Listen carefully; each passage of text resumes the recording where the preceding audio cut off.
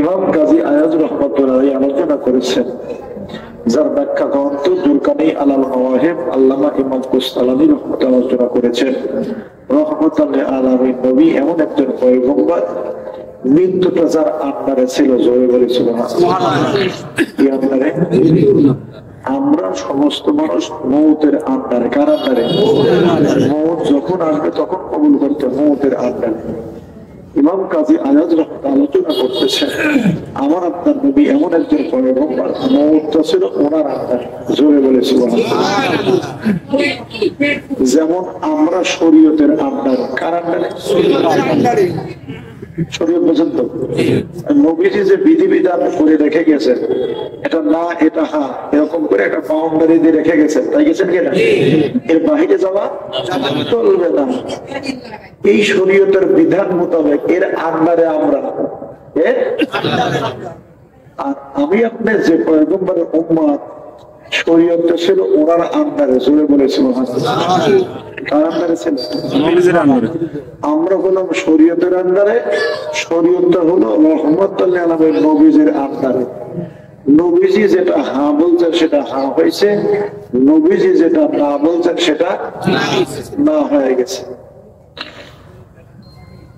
আল্লাহ রাব্বুল আলামিন কুরআনুল কারীমের ভিতরে ঘোষণা করে জানায় দিয়েছেন, নামাজের ওয়াক্ত হলে, সময় হলে নামাজ পড়ো। কি পড়ো? এই জন্য 13টা ফরজের একটা ফরজ হলো ওয়াক্ত হওয়া। কি হওয়া? ওয়াক্তর আগেও চলবে না, ওয়াক্তর পরেও ওয়াক্ত হতে হবে। তাই হতে হবে কিনা? ওয়াক্তর পরে যদি আপনি পড়েন সেটা কাজা হবে। কি হবে? কাজা নামাজ হবে না। তাহলে এর জন্য একটা ওয়াক্ত আছে, সময় আছে। আছে কিনা? সময় নাই? সময় আছে। আল্লাহ রাব্বুল আলামিন ঘোষণা করে জানাই দিয়েছেন, ওয়াক্ত নামাজ পড়ে, এটা 13 ফরজের একটা ফরজ। ভালো করে বুঝো। মানুষেরা হজের জন্য চলে যায় মক্কা মুআজ্জামায়। কোথায় যায়?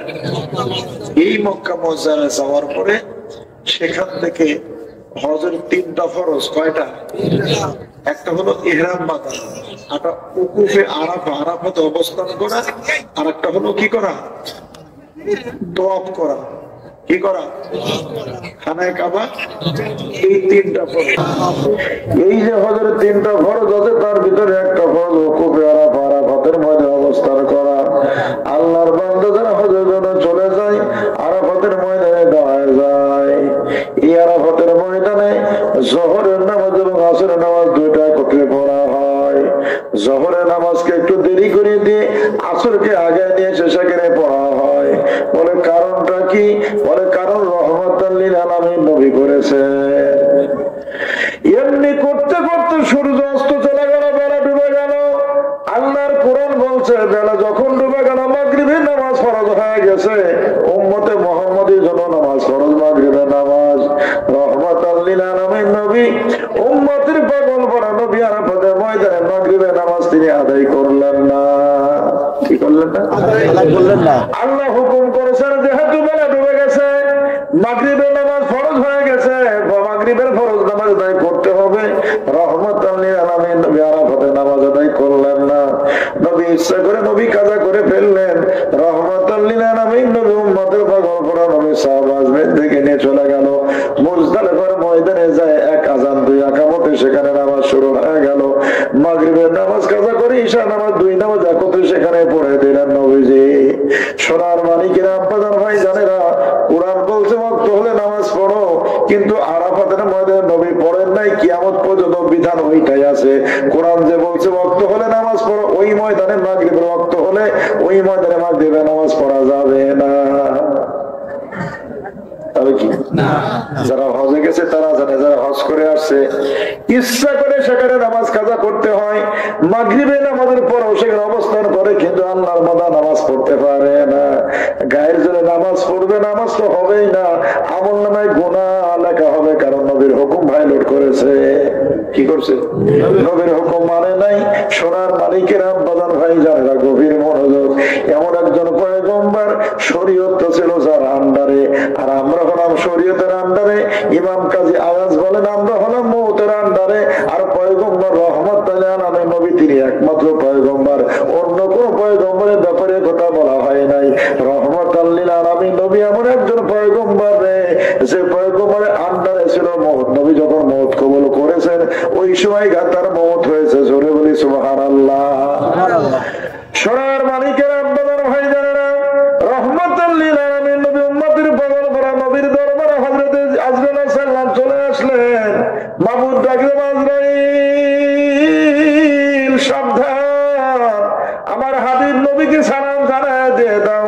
আমার নবী যদি অনুমতি দিয়ে দেয়, যদি পারমিশন দিয়ে দেয় তাহলে রূহ কবজ করো, অনুমতি না দিলে নবী থাকতে পারবে, পারমিশন না দিলে রূহ কবজ করো না। হযরত আজরাইল হাজির হয়ে গেল, রহমাতুল লিল আলামিন উম্মতের পাগল করা নবীকে সালাম জানায় দিয়ে দিলেন। ইয়া রাসূলুল্লাহ, আল্লাহ হুজুর মাবুদ জানায় দিয়ে দিয়েছে, অনুমতি যদি আপনি দেন তাহলে আমি আপনার রূহ কবজ করব, অনুমতি না দিলে পারবো না। ঈসা আলাইহিস সালাম থেকে আদম আলাইহিস সালাম পর্যন্ত একজন পয়গম্বরের ব্যাপারে বিধান এটা ছিল না। আল্লাহর নবী বলেন, আখি জিবরিল, ভাই জিবরাইল, আমি পৃথিবীতে থাকবো ঠিক আছে, কতদিন পর্যন্ত থাকতে পারবো? বলে, ইয়া রাসূলুল্লাহ, আল্লাহ হুজুর পৃথিবীর দুনিয়ার শেষ মুহূর্ত পর্যন্ত থাকতে পারবেন। আল্লাহর নবী বলেন, তারপর কি হবে? বলে, আপনাকে তারপর চলে যেতে হবে। রহমাতুল লিল আলামিন নবী বলেন, যদি চলে যেতেই হয়, মাবুদ যেহেতু ডাক দিয়েছে, আমি রহমাতুল লিল আলামিন নবী, আমি মাবুদের ডাকে সাড়া দিয়ে চলে যাব ভাই আজরাইল। তবে আমার ভাই জিবরাইল কোথায়? আমার গুনাহগার উম্মতের খবরটা কি একটু বলে দেয়। এই পয়গম্বর যাকে আমার আল্লাহ রাব্বুল আলামিন পৃথিবীর জমিনে থাকার জায়গা সুযোগ দিয়েছিলেন, এই নবী পৃথিবীর জমিনে থাকবে না, নবী পৃথিবীর জমিন থেকে বিদায় হয়ে চলে গেছে। আমার আপনার তো কোনো কথাই নাই, কারণ আমরা হলাম মওতের আন্ডারে। মওত যখন হাজির হবে তখনই আমাকে আপনাকে বিদায় হয়ে চলে যেতে হবে। তাই হবে কিনা? তাই হবে কিনা? হযরত জিবরিল বলেন, ইয়া রাসূলুল্লাহ, আল্লাহ হুজুর উম্মতের শুভ সংবাদ শোনেন। মাবুদ ডাক দিয়ে বলে দিয়েছে, আপনার উম্মত দুইটা ভাগে বিভক্ত। কয় ভাগ? একটা ভাগ সম্পর্কে মাবুদ ডাক দিয়ে বলছেন, আলা ইন্না আউলিয়া আল্লাহি লা খাউফুন আলাইহিম ওয়া লা হুম ইয়াহজানুন। একটা গ্রুপ হলো আল্লাহ তাআলার বন্ধু, তাদের ব্যাপারে কোনো চিন্তা নাই, কোনো টেনশন নাই, কোনো ভয় নাই। আর একটা গ্রুপ আপনার উম্মতের, তারা হলো গুনাহগার, তারা হলো গুনাহগার, তারা হলো গুনাহগার। ইয়া রাসূলুল্লাহ, আল্লাহ হুজুর মাবুদ ডাকতে জানাইতেছে, জিবরিল, আমার হাবিব আমার দোস্তকে বলে দে, দোস্ত যেন টেনশন না করে, আমার হাবিব যেন চিন্তা না করে, আমার দোস্তের গুনাহগার উম্মতদেরকে আমি আল্লাহ রাব্বুল আলামিন আমার উপরে যেন হাওলা করে চলে আসে। আমি আল্লাহ রাব্বুল আলামিন স্বয়ং নিজে আমার হাবিবের উম্মতের জামিনদার। জোরে বলি সুবহানাল্লাহ। হযরত জিবরিল বলেন, ইয়া রাসূলুল্লাহ, আল্লাহ হুজুর অনুমতি দেন, পারমিশন দেন, আপনি নবী চলে যাবেন। পয়গম্বর পৃথিবীর জমিনে শেষ হয়ে গেল। এতগুলো পয়গম্বরদের কাছে আসছি আমি জিবরাইল, এতবার জীবনে কোনোদিন কোনো পয়গম্বর কাছে আসে নাই। কোন পয়গম্বর কাছে একবার, কারো কাছে দুইবার, কারো কাছে তিনবার, চারবার, পাঁচবার, ছয়বার, সাতবারের বেশি কোন পয়গম্বরের কাছে জিবরিল আসে নাই। কিন্তু রহমাতুল লিল আলামিন নবী, উম্মতের পাগল করা নবী, এই নবীর কাছে 23 বছরে 24,000 বার জিবরিল আসছেন। হিসাব করলে দেখা যায় প্রতিদিন কয়েকবার করে জিবরাইল আসতে হয়েছে, তাহলে 23 বছরে 24,000 বার হিসাবে মিলে যায়। হযরত জিবরিল বলেন, ইয়া রাসূলুল্লাহ, আল্লাহ হুজুর আপনি চলে যাবেন, আমি কেমনি করে থাকবো? আমি আপনার দরবারে দিনের ভিতরে কয়েকবার করে করে চলে আসছি। ইয়া রাসূলুল্লাহ, ইয়া হাবিবাল্লাহ, হুজুর অনুমতি দেন, পারমিশন দেন, আপনার রূহ মুবারক খানা আমি জিবরাইল নিয়ে চলে যাব।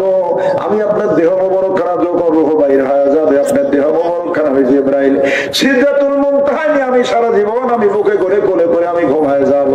ইয়া রাসূলুল্লাহ, ইয়া হাবিবাল্লাহ, হুজুর আপনি অনুমতি দেন, আপনি পারমিশন দেন। রহমাতুল লিল আলামিন নবী বলেন, আখি জিবরাইল, ভাই জিবরাইল, না না না না, আমি আপনার সঙ্গে যাব না জিবরাইল, ভাই জিবরাইল যাব না, কারণ আমি আমার উম্মতের মাঝখানে থাকবো, আমি নবী আমার উম্মতের মাঝখানে থাকবো। আমার মাবুদ ডাক দেব যে, হাবিব আপনি যতদিন আপনার উম্মতের মাঝখানে থাকবেন, আমি আল্লাহ রাব্বুল আলামিন আজ যদি সাবত যদি অন্য যে সকল জাতি যারা ছিল তাদেরকে যেমনি ভাবে ধ্বংস করে দিয়ে দিয়েছি, হাবিব